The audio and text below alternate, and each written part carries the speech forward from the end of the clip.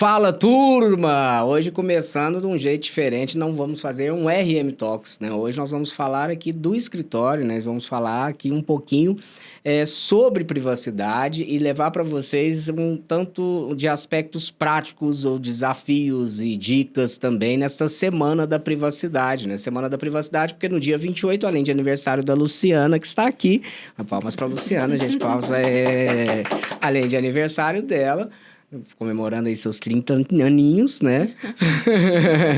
E a gente tem o Dia Internacional da Privacidade. Então é uma semana que já tradicionalmente aqui no escritório a gente sempre está produzindo conteúdo também para os clientes, mas também para a comunidade em geral, com alguns esclarecimentos, algumas palestras. E hoje está estreando aqui a Amanda. Tá nervosa, Amanda? Tá nervosa, tá nervosa. Amanda não é nervosa, mas essa que ela tá assim só, mas ela logo solta. Amanda, na verdade a gente tá aqui hoje pra gente falar um pouquinho, porque a Amanda também tá no time de privacidade, e depois nós vamos também trazer aqui o Marcelo, falar com o Agnel, que já tá aqui, deve estar, né, tá aí já sapeando, porque ele ficou com medo da gente falar mal dele, ele já ficou ali já no fundo, que é da cibersegurança, pra gente contar um pouquinho do nosso dia a dia, contar um pouquinho do nosso dia a dia, mas não é propaganda, não precisa ficar aí já querendo pular o vídeo não, porque a gente vai falar do dia a dia com aspectos práticos, né? Então eu quero começar sabendo da Luciana, né? Lu, o que você faz, assim? O que é seu dia a dia? O que você tem feito para privacidade? E qual que é o seu principal desafio pessoal primeiro? Depois a gente fala dos desafios para os clientes. Tá, vamos por partes então, né? Primeiro, que bom a todos que estão nos assistindo hoje. É sempre muito bom compartilhar esse tema que ainda tem muito mito no Brasil. As pessoas, na verdade, ainda não entendem bem direito. Aqui veio a proteção da privacidade, o que realmente faz a LGPD. Tem quem acredite que é só burocracia, tem quem já tenha entendido a importância. Voltando à tua pergunta, na prática do meu dia a dia, hoje eu sou coordenadora dessa parte de atendimento aos clientes na equipe da privacidade, em que pese você seja o nosso grande coordenador técnico, eu fiquei com toda a parte operacional. Então, eu tenho o desafio tanto de planejar ações que tenham similaridade com a realidade de diferentes clientes. Porque hoje na nossa carteira a gente tem tanto empresas que trabalham às vezes no varejo, outras pessoas que estão dentro de hospital. Então, as pessoas jurídicas que a gente trabalha são de ramos muito diferentes e cada uma tem uma taxa de vulnerabilidade, um tipo de tratamento de dados e a gente precisa que um projeto que tenha todos os critérios da lei ou mesmo estabelecidos para a NPD tenho também relação com o dia a dia da empresa, porque já imaginou se eu começo a engessar muito uma relação de uma empresa que trabalhe, por exemplo, com o cliente mesmo, na prospecção, venda, e é completamente diferente de se eu estiver falando de uma indústria, que ela não vai estar trabalhando tanto nessa questão E muda de até o prospecção. público também, né? Assim, além da atividade, quer dizer, a atividade acaba gerando mudança do público que você está falando. Você falou de indústria, varejo, né? No próprio varejo você tem essa diferença entre aquele varejo que é mais... que tem um comercial mais ativo na ponta, mas tem um varejo que é mais e-commerce, aí a gente entra numa parte mais de arquitetura da informação do site. Vou deixar mais para segurança, a gente fala depois a parte mais com o Agnel. E isso num caso de endomarketing, né? Mas também há essa dificuldade... por exemplo, na questão processual, procedimental dentro das organizações? Nem tanto só no endomarketing, muito de questão, porque como é que funciona um projeto, para quem realmente não conhece nada. A LGPD ela é uma lei tão abrangente, ela tem tantas obrigações nas mais diferentes esferas, porque o dado pessoal ele vai desde o meu cliente, meu colaborador, o sócio, então toda a atividade da empresa que utilize dado pessoal, ela tem que ter um olhar para ela. E aí, num primeiro momento, a gente faz um projeto de implementação, a gente vai mapear aquela empresa, descobrir as atividades, descobrir as vulnerabilidades, depois a gente trata esses riscos, treina o pessoal, depois a gente se torna o encarregado de proteção de dados. Eu preciso ainda planejar tarefas, planejar ação. Esse projeto ele é vivo, ele precisa ser revisitado periodicamente, só que as demandas que eu tenho da empresa de varejo é completamente diferente da empresa da indústria, por exemplo, né? Até pela própria natureza de dados que eles trabalham. Enquanto alguns têm muito dado de colaborador, outros vão ter mais dados de clientes. Eu tenho uma equipe enxuta, mas eu tenho um número muito grande da minha base de dados. Então, é esse planejamento que ele precisa ser customizado conforme o cliente e talvez seja a minha principal tarefa dentro do escritório. Saiu um relatório, foi aprovado agora da EDPB, né, no Comitê da União Europeia, que justamente fala sobre as funções do encarregado e nele trouxe várias pesquisas a partir de várias fontes, né? Ou seja, eles difundiram para as autoridades de proteção de dados e aí trouxeram essas informações delas e é quase unânime de que todos os encarregados de dados sentem falta de uma estrutura melhor de apoio para trabalhar, né? Aqui, claro, a gente terceirizado, mas a gente percebe isso também no cliente, uma dificuldade de ter este olhar com mais atenção, né? E aqui você tem a ajuda também da Amanda, né? Vocês vão conhecer aqui toda, né, o time todo, né? Toda parte da equipe que trabalha diretamente com privacidade. Amanda, vamos lá, estreia aqui falando, a Amanda é muito competente, né? Tem atuado na área de privacidade, veio para o escritório já namorando nos eventos aqui, né? E vindo aqui sempre frequentando, circulando, e acabou integrando nosso time, já vai fazer isso só mais um ano, né? Vai fazer um ano em maio. Já foi um ano em maio e me conta primeiro, tá gostando de trabalhar com privacidade? Tô gostando muito, é muito diferente, né, do que a gente imagina, assim, antes de entrar, foi até uma das coisas que a gente conversou muito na nossa entrevista, porque na faculdade, inclusive quando a LGPD entrou em vigor, eu já não tinha mais empresarial, então assim, a gente não via mais com ênfase sobre a LGPD nem nada relacionado. Então a gente tinha uma ideia, mais ou menos, do que era, mas na prática é muito, muito, muito, muito diferente. Tanto que eu comecei aqui já deixando o meu currículo, porque eu cheguei aqui para falar com você, você não tava. Aí eu simplesmente deixei meu currículo a Deus dará, né? Eu não sabia. Depois fiquei sabendo que meu currículo foi triturado, né? Da maneira certinha. Que ficam porque as contratações são feitas via LinkedIn, quando abre e tudo mais. Então, vocês não podiam ficar armazenando. Mas tá sendo muito bom, muito edificante. Principalmente na área de análise contratual. Tenho aprendido bastante mesmo. E dá para ver também como muitas empresas, algumas até grandes, não têm ainda, né, a maturidade com a proteção de dados. Tantas cláusulas, assim, muitas vezes confusas ou que não contemplam mesmo, né, a realidade daquele contrato, uma coisa mais genérica, assim.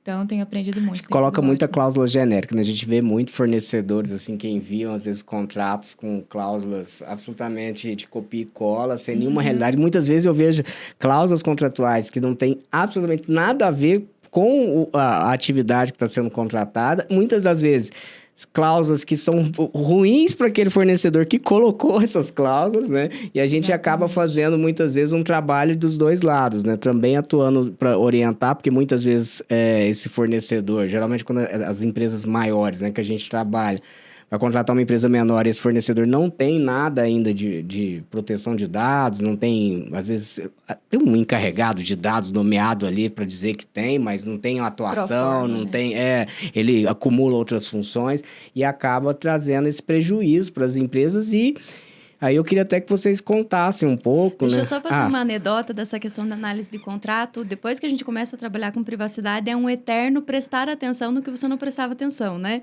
Você vai num lugar, te pede teu CPF, você já quer saber por quê e tal. E hoje, por coincidência, o meu carro precisava atualizar o sistema operacional. E aí eu deixei atualizando. Na hora de sair hoje, quando eu abri, ele apareceu a declaração de privacidade da empresa, que era a política de privacidade. E aí, atrasado para levar as meninas para a escola, mas coloquei lembre-me depois, lembrei. Agora ele foi. Uma série de coisas que não tinham absolutamente nada a ver, mas eu já estava feliz por eles dizerem, nossa, até no processo de atualização ele já coloca o documento, que legal a gente melhorar a conscientização. Mas aí, conforme eu fui lendo, muita coisa estranha, e no final, você concorda? E se eu dissesse não, eu ia parar o carro, né? Porque assim, eu imagino que ali tem dados ali que são da própria... necessários para que o carro, né, entregue mínimas funções, né? E descrição de atividades que não tinham absolutamente nada a ver com a relação que eu tenho estabelecida com a concessionária ou com a montadora, mas enfim... Pelo menos é um passo à frente para você começar... Nossa, caso interessantíssimo, dá para explorar melhor. Eu assim, eu não vi essa declaração ainda, até tentei também fazer minha atualização, não tem atualização para mim, mas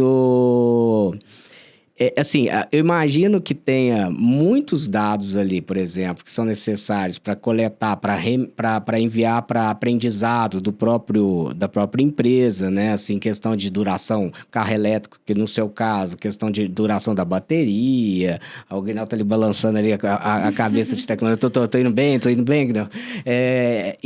Assim, só que e às vezes também confunde, vão colocar, imagino que seja isso, dados que sejam da relação do negócio da montadora em si com o cliente. Principalmente a parte de compartilhamento de dados. Pelo que eles colocam ali, eles compartilham com tanta gente que eu até nem sei se eu queria continuar, sabe? E no fundo, não é uma prática que eu realmente acho que tem aquele compartilhamento.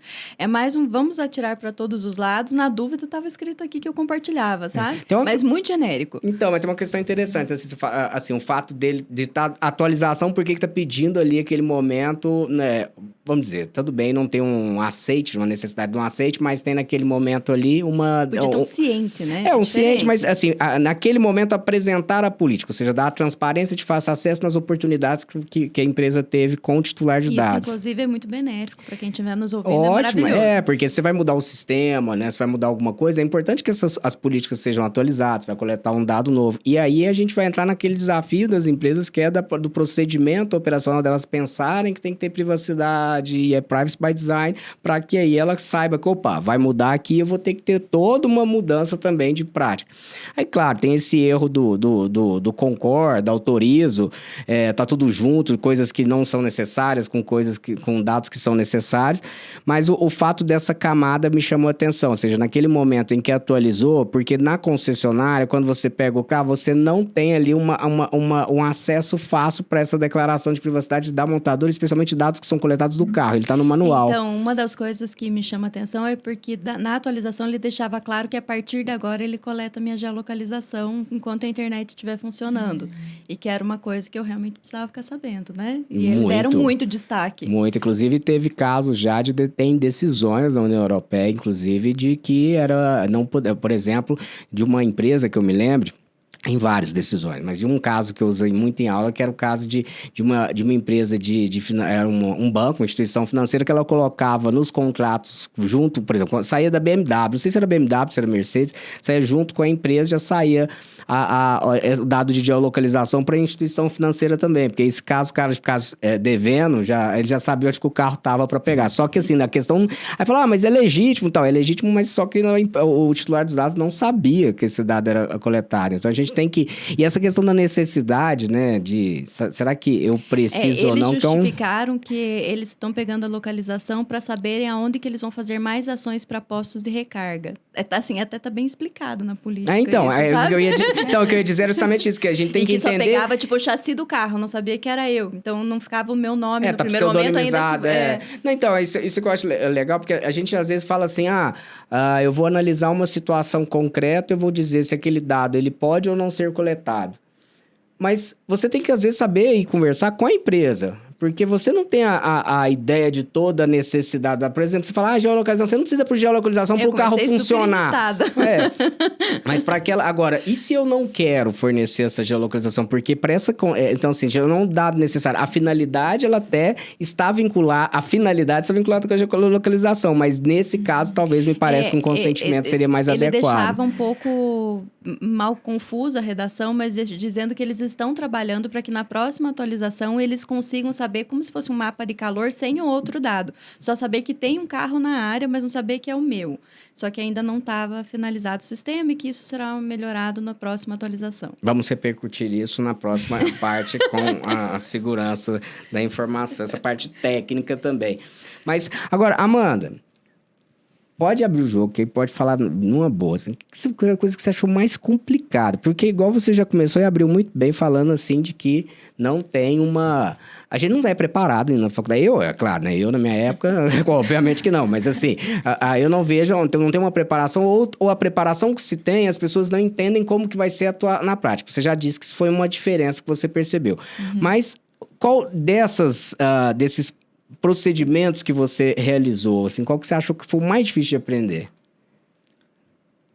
O mais difícil de aprender que é engraçado, porque ele pode até parecer fácil, mas na hora de você colocar mesmo ali em prática, eu acho um pouco difícil, assim, prega umas peças, sabe? Que é o mapeamento. Isso tá querendo mapeamento. É o mapeamento. Porque assim, você tá fazendo as entrevistas, você entende todo como que funciona ali dentro da empresa e tudo mais, o que também é uma particularidade, né? Isso é uma coisa muito necessária. Não adianta você saber só da lei se você não entendeu minimamente como é que funciona uma empresa, como é que é Aí você já não sabe nem o que perguntar, né? Exatamente. Essa foi uma das minhas maiores dificuldades e que, graças a Deus, a doutora Luciana me auxilia muito bem, mas para entender como que funciona mesmo, né, o dia a dia daquela organização, para saber até como perguntar, como conduzir aquela entrevista. Esses procedimentos que a Lu criou, né, assim, do fluxo, algumas perguntas padrões por departamento, a partir do que a gente já foi aprendendo com o histórico, você criar uma base de dados para a gente conseguir minimamente tentar padronizar.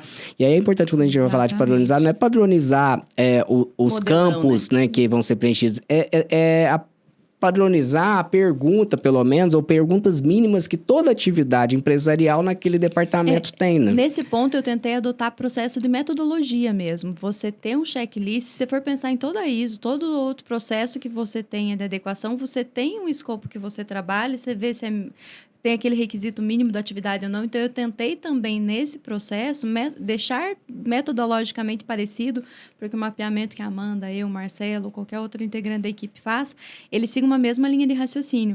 E talvez o mais difícil é que o colaborador que está no dia a dia da atividade, é tão óbvio para ele que a pessoa do financeiro concilia a conta, né?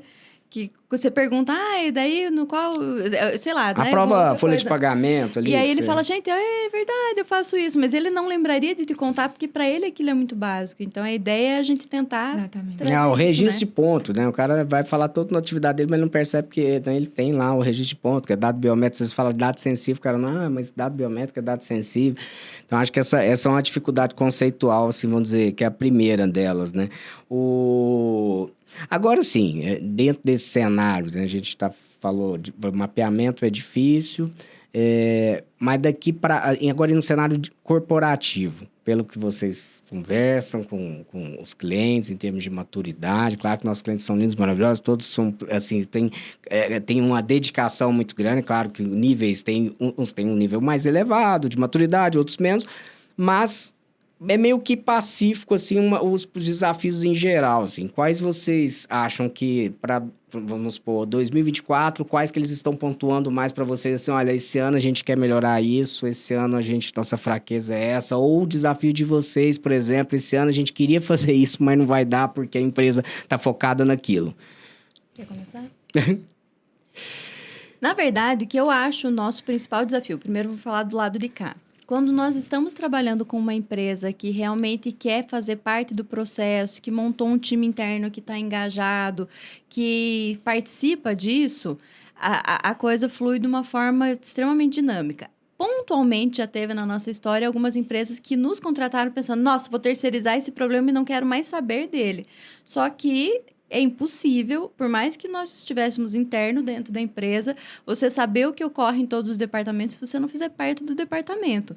Então, essa adesão de consciência, que é realmente a criação da cultura, é o grande diferencial entre projetos que ficam muito bem estruturados e projetos menos estruturados. E talvez a dificuldade na cultura vem quando você acaba acumulando muita função, que você comentou, o DPO, ou mesmo às vezes nosso líder de privacidade, ele tem tanta coisa para fazer que talvez a privacidade não seja agora a prioridade dele. Ele tem dificuldade de quantificar o quanto que ele vai ganhar ou deixar de perder se aquilo estiver correndo numa boa. Então, muito de que eu acho que é um carro paralelo que a gente conduz nos processos é esse endomarketing, a conscientização, procurando achar outras formas de linguagem, porque às vezes nossos textos ficavam muito juridiquês. E nisso a Amanda é muito boa. Ela veio somar na equipe, todo o infográfico agora fala, Amanda, traduz agora para as pessoas, porque ela veio com uma linguagem muito nova e muito... Acho que ela não está com os vícios que Marcelo, a gente tem de mais tempo de estar aqui desde o começo, né? A vista da atividade da advocacia, né? A gente parte para um legal design, assim, na nossa mentalidade é mais complicado. Embora, assim, eu até busco um pouco mais, mas não é natural para a nossa formação, né? Para a nossa época de formação. Então, a gente tem que se transformar. E que eu acredito que você já teve um contato, até mesmo na faculdade, já com um pouco mais de materiais, vamos dizer, produzidos com legal design, né? Sim. E também, sem contar que tá tudo muito fresco, o aprendizado, assim, como uma pessoa leiga naquele assunto entenderia isso. Porque eu era há pouco tempo atrás, né? Mais ou menos 1 ano. Eu entrei como estagiária, então aprendi muito sobre essa ótica para agora conseguir passar com um pouco mais de precisão, talvez, do ponto de vista mesmo de uma pessoa que não entende nada, Você sabe onde né? vai estar a dúvida, né? Exatamente. Então, E como talvez pode ser cidadã, isso. Amanda, assim, você tem visto assim, uma melhoria no cenário de proteção de dados quando você vai nos lugares, assim, você vê as pessoas um pouco mais preocupadas? Não, ou as empresas te dando melhores informações, ou nas redes sociais as pessoas estão um pouco mais preocupadas ou não? O que você acha, assim? O que é a sua percepção?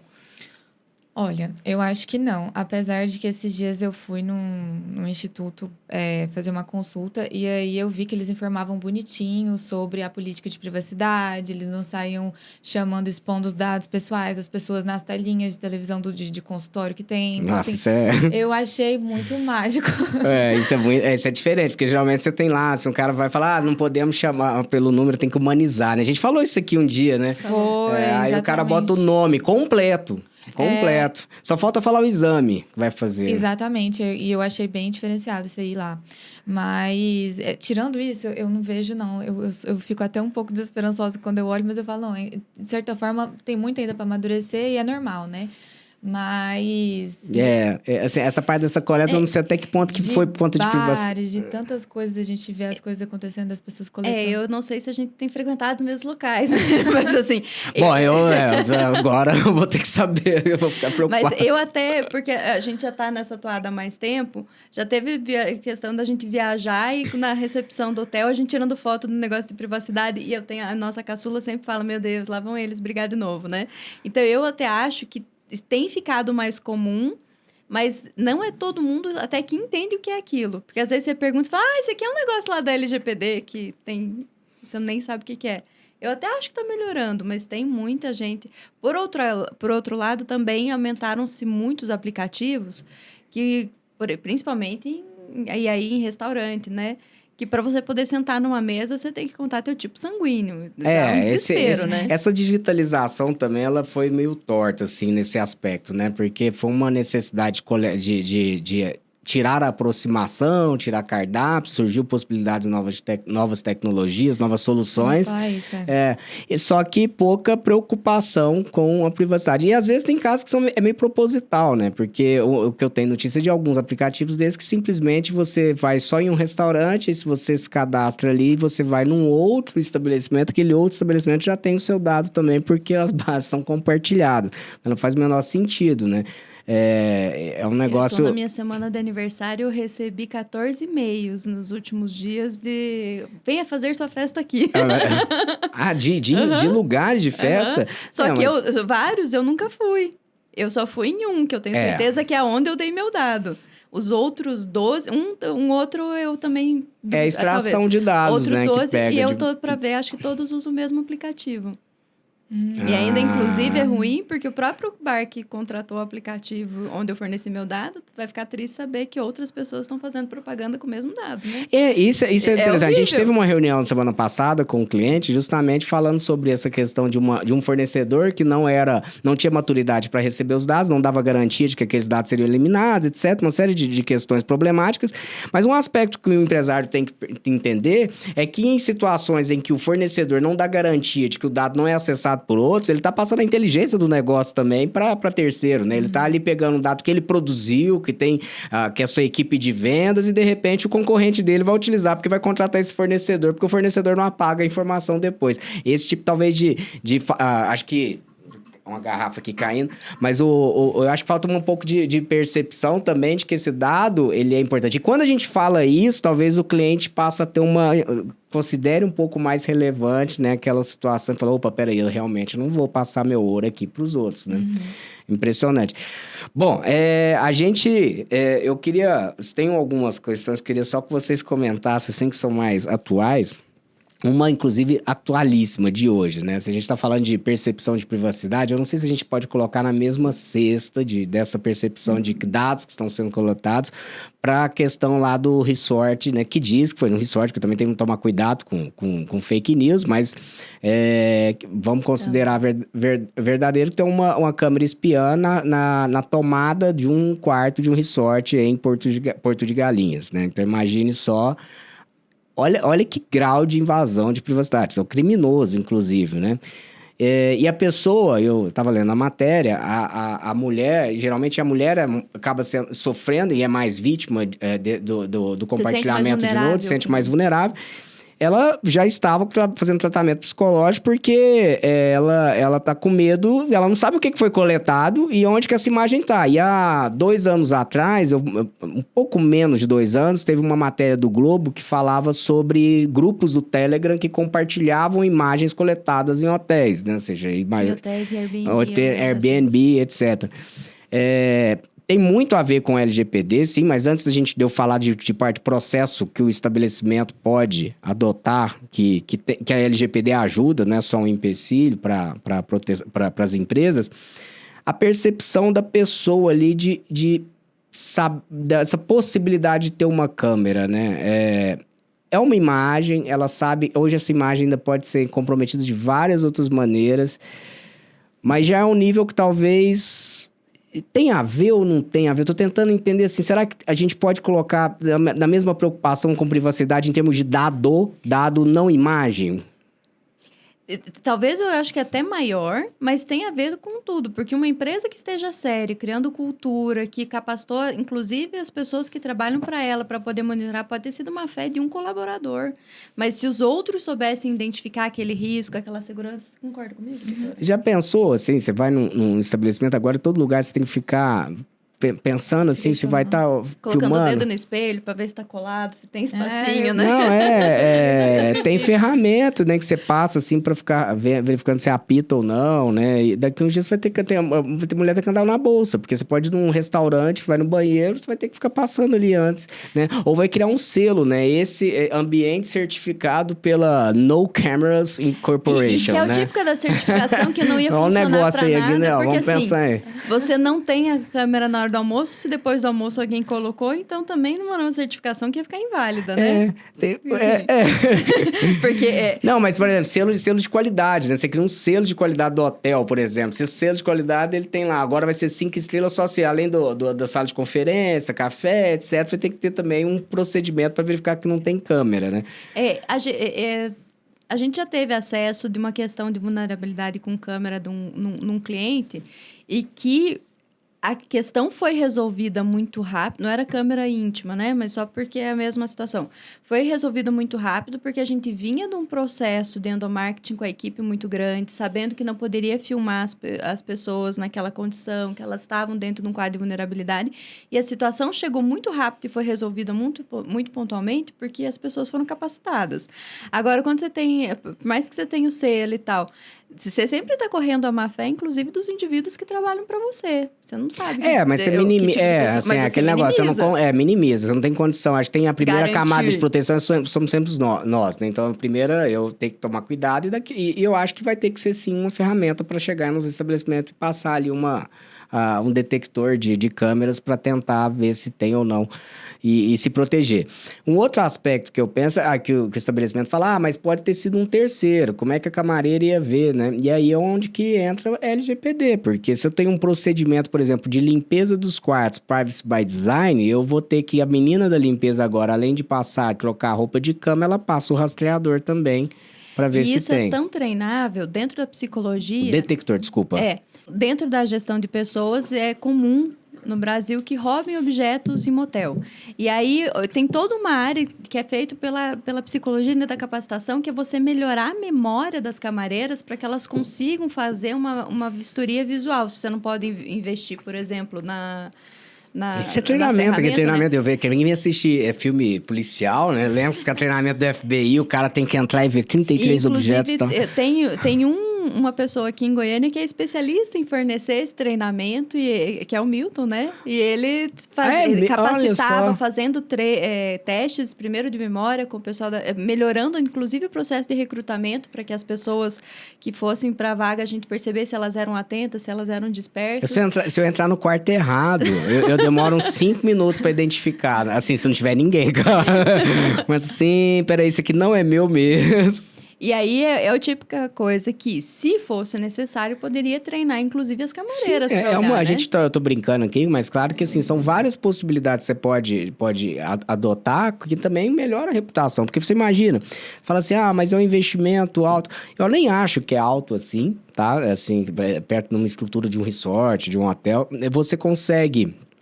E caso haja, por exemplo, um problema igual esse, porque logo vai sair o nome do resort, né? Assim, na verdade, ele conseguiu segurar muito ainda. Eu acho que talvez a imprensa também tá mais cautelosa com esse tipo de coisa. Alguns veículos de imprensa, mas logo vai sair, vai ficar aí nas redes sociais o nome desse resort, ele vai perder muita, mas muito mesmo, assim, reservas e quantidade de interessados. Bom, só pra gente... finalizar aqui, eu trouxe só para vocês comentarem um pouquinho sobre a pauta. Tem 2 pautas interessantes da NPD para 2024. Na verdade, uma já estava, que é a regulatória, e ela foi só alterada, mas tem agora a pauta também educativa, né? Ou seja, das ações que vão conduzir para a educação. Como a gente está falando muito de cultura, eu achei muito interessante, né? E isso para os clientes também é muito bom para ver assim, bom, se eu estou educando em determinada área, isso está sujeito que essa área é a que vai ser mais fiscalizada. E é aquilo que a gente sempre fala, né? As pessoas estão muito preocupadas com o vazamento, mas pouco preocupadas com informação, com transparência, com acesso aos dados, ou seja, atendimento aos direitos titulares. E essa pauta, ela traz muito direito aos titulares. Ações de educação, especialmente criança e adolescente. Queria que só que você comentasse um pouco sobre a importância da educação também, dessa linha de frente nos clientes. Amanda, pode dar sua opinião, né? Assim, como você acha que pode... Por exemplo, vamos ser mais objetivos. Como que as empresas podem melhorar o acesso dos titulares à boa informação? Bom, isso é uma coisa que a gente até tem procurado orientar, né, nas análises que a gente tem feito dos sites, para que fique exposto em todos os lugares possíveis, né? Não só no rodapé do site, como praxe ali, feito, mas em qualquer formulário que possa ter e tudo mais. E uma orientação adicional é que isso passe a ser feito também nas redes sociais, no LinkedIn, no Instagram, né? Porque tem um lugar ali na bio do Instagram que dá para você fazer, muitas empresas, inclusive... Colocar vários links, né? Isso. Então, para que fique o mais exposto possível, para que as pessoas tenham noção mesmo, tipo, de que não é uma coisa passageira, que eu vejo que muita gente acha que é uma coisa mais passageira, né? Entrou em vigor, mas isso aqui foi só na época que entrou em vigor mesmo, que as empresas se preocupavam, acha que é só para um tipo de empresa, a LGPD, tipo assim, eu nem faço uso de tanto dado assim, sendo que não é esse o contexto, né? Então, eu acho que quanto mais visibilidade, mais importância a gente der, inclusive... Hoje, rede social, todo mundo usa, né? Antes, uma coisa que era mais um luxo, eu vou postar uma foto aqui, uma coisa mais aleatória. Hoje em dia, é um currículo ali. E tem empresa que não tem site, né? Assim, se a gente parar para pensar hoje, só né? no Instagram. Isso foi uma percepção até, né? Que eu faço jus aqui também, que eu lembro que a Luciana também comentou, né? Que essa percepção de, poxa, a gente, às vezes, em cliente não tem ali um site, ou o site engraçado, mas até é muito ativo em rede social. Pô, tem que estar ali, né? Essa informação. E também eu acho que é importante, dentro dessa parte de educação, de realmente as pessoas entenderem o que é o direito do titular. Porque, às vezes, o próprio direito do titular acesso à informação vai se confundir com uma atividade prática da empresa. A gente já teve situação de cliente que... para o fornecimento de nota para um determinado aluno, ele dizia, não, para você saber sua nota, você vai abrir um chamado no canal de atendimento titular. Aí eu fui conversar, porque na verdade era um braço pequeno de uma empresa que estava maior. Falei, não, ainda que vocês tenham agora essa parte de curso, isso está dentro, ele tem direito a essa informação sem essa dificuldade. Nem tudo é necessariamente pelo canal de atendimento do titular. Então, eu acho que os próprios colaboradores saberem o que é da alçada deles, resolverem o que eles incluem em encarregado de proteção de dados é muito importante. Porque também já teve situações de que a situação chegou respondida para nós com alguns erros que para nós são muito gritantes, mas que, claro, que a pessoa não tinha como saber falava em consentimento, de coisas que não eram consentimento, sobre possibilidade de apagar ou não, e que a gente precisaria, naquele caso, ter sido incluído antes, né? Então, eu acho que você também treinar as equipes que atuam na comunicação no atendimento ao público, aonde que nós fazemos parte desse atendimento. Não, eu acho que ficou bem legal até essa... Pode falar, mano. Não, é porque ela falou sobre a exclusão dos dados, né? E aí eu percebi que muitas vezes, quando tinha uma solicitação de titular, que ele já falava direto, exclusão dos dados. E a gente comunicava ao cliente para tentar saber se estava mesmo ali naquela base e tudo mais, ele já se precipitava em já mandar excluir de cara, né? Sem uma confirmação de identidade, né? E aí, eu e a doutora Luciana, a gente conversando, porque aqui a gente faz formulários, a gente faz envio para os clientes para a gente ver formulários de maturidade, para a gente ver o nível de maturidade da privacidade dentro daquela empresa, até para cobrir, né, essas vulnerabilidades.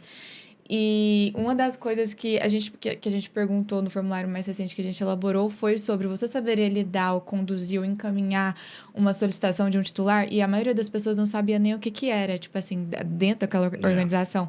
Só o comitê de privacidade, que geralmente ele tem o quê? De 5 a 6 pessoas, agora perto de uma organização. Mas imagina se uma solicitação... primeiro, vários erros, né? Primeiro que qualquer uma possibilidade de um usuário que às vezes dá ponta já apagar um dado, já é um problema, né? Assim, às vezes ele não tem que ser mais restritivo, porque isso também é um incidente de segurança. Então, quando você elimina um dado pessoal, você está também gerando... que não poderia ser eliminado, você está gerando prejuízo. Às vezes não validou quem é o titular. Mas tem um ponto que talvez seja o pior, que as empresas não estão se atentando, é que ela perde informação relevante, né? Exatamente. Então, assim, poxa vida, às vezes perde um dado que ele vai precisar utilizar depois, e nesse afã, nessa preocupação de eliminação de dados. Mas eu vou só deixar para vocês fazerem as suas considerações finais, mas é porque o nosso gancho vai ficar bem legal, porque assim, a gente falou de atendimento, falou de cultura, e que vocês trazendo essa visão também dessa linha de frente, dessa primeira informação. Aí agora a gente vai falar do quanto está para dentro, ou seja, né, o Marcelo pode contribuir um pouquinho com o atendimento ao direito titular, e o Agnello também falando um pouco da segurança, ou seja, aquilo que a gente declara, né, agora vamos ver como que o mecanismo para a gente cumprir. Ficou legal. Últimas considerações? Eu acredito só que esse é um tema que ele ainda vai atingir uma maturidade muito maior. Eu sempre faço uma comparação que a privacidade vai estar como o direito do consumidor esteve na década de 90. Bem no começo as pessoas não sabiam, demorou para pegar, mas hoje é inadmissível que uma pessoa não atenda os princípios do CDC. Eu acho que a LGPD vai caminhar no mesmo processo e é muito bom estar fazendo parte dessa história de transformação do Brasil, de uma forma em geral, porque... privacidade realmente é importante e é muito importante que a gente saiba o que é feito com as nossas informações. E tem que ser especializar, né, Amanda? Imagina agora com IA. Eu ia falar disso agora, ainda mais com o surgimento de tanta IA generativa, chat GPT agora dentro do carro, né? Imagina todo mundo colocando dado o tempo inteiro, né? Essas informações sem nem saber para onde que tá indo. Exatamente. Então, eu acho assim que... Eu até retifico, né, o que eu falei no início, que eu falei assim, tô meio desesperançosa com algumas experiências que eu vi. Mas, na verdade, eu acho que eu fico esperançosa, assim, porque, querendo ou não, a realidade que ela... já é realidade, tem muita gente que enxerga isso mais no futuro, né? Igual o Richard Susskind falou, o direito vai evoluir muito mais evoluiu muito mais nos últimos 20 do que nos últimos 200, porque agora a tecnologia não existe mais aquela lentidão para processar, para conhecer a informação, tá tudo muito globalizado. E muito rápido, né? Muito a gente precisa estar, assim, cada vez mais especialista, porque não dá para se aventurar hoje para falar sobre um tema que todo dia tem uma resolução nova. Você entra no monitoramento que eu faço ali de autoridade de proteção de dados, todo dia tem uma guideline nova de uma autoridade diferente. Ainda que a gente não seja uma guideline da nossa autoridade, mas ali às vezes tem a solução, pelo menos um direcionamento, uma luz para uma série de problemas que a gente está enfrentando todo dia, que a gente precisa saber. Pelo menos tem um norte para você embasar até que a nossa se pronuncie. Até que a nossa se pronuncie, porque é um problema. E tem sido um problema, que a nossa, assim, apesar de estar com 3 anos aí, ainda não está manifestando como deveria em situações, mas eu tenho esperança, porque agora já está ali na pauta, alguns assuntos Teve todo importantes. Um processo de estruturação primeiro, é o caminho mesmo. E o Brasil está muito atrás ainda nessa cultura de... Estava muito atrás na cultura de privacidade, agora a gente também não... Então, vamos ver como é que vai ser 2024, porque o que promete é que vai vamos dizer, nós vamos ter muito mais trabalho. Eu ia falar agora, porque o processo de fiscalização, você conseguindo ter um amparo de outras entidades que são os convênios que eles estão querendo fazer, incluir o PROCON nesse processo de fiscalização, a gente vai ver isso ficar muito mais cotidiano e... Não tenho dúvida também. Então, aguarde aí, no próximo a gente vai continuar falando aí de direitos titulares, segurança e outros assuntos relacionados à privacidade nessa Privacy Week 2024, escritório RMSA, aqui no estúdio RM Talks.